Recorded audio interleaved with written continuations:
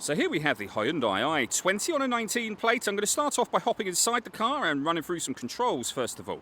Just briefly before we climb inside the car, I think it's well worth seeing the boot space. You can also see we have reversing sensors. Plenty of boot space as well, along with that 60/40 split folding rear seat should you wish to increase this space even further. Okay, now that we're inside the car, we're going to start with the dials. Over on that left-hand side, we have the rev counter. We've got the coolant temperature gauge. On the right-hand side, we have the speedometer and fuel gauge. In the middle, you can see the total miles for this car. They are 27,085. Above that, we have a digital readout for the speedometer.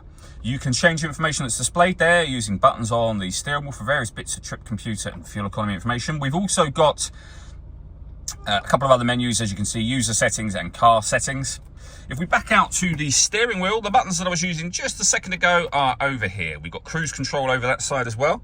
On the left-hand side, we have phone and stereo controls.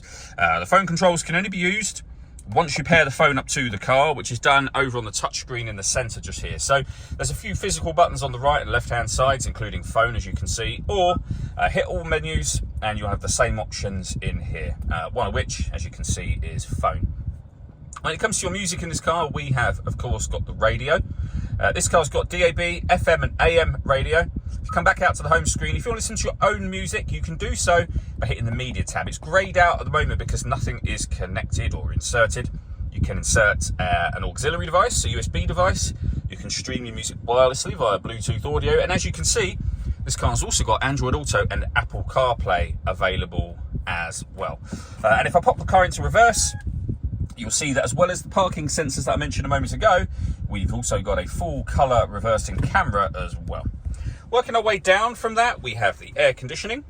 You can adjust the direction the air is being distributed in, the fan speed and the temperature, of course. The air conditioning is on at the minute, so that's off, back on again. You can recirculate the air that's in the car. That's a great way of heating it up or cooling it down quickly in here, depending on the temperature you've set just there, of course. And we've got a heated rear screen as well. Beneath that, we have a 12-volt charging socket, a USB charging socket, USB input for your music or to connect up your smartphone, and auxiliary input as well. We have a 5-speed manual gearbox.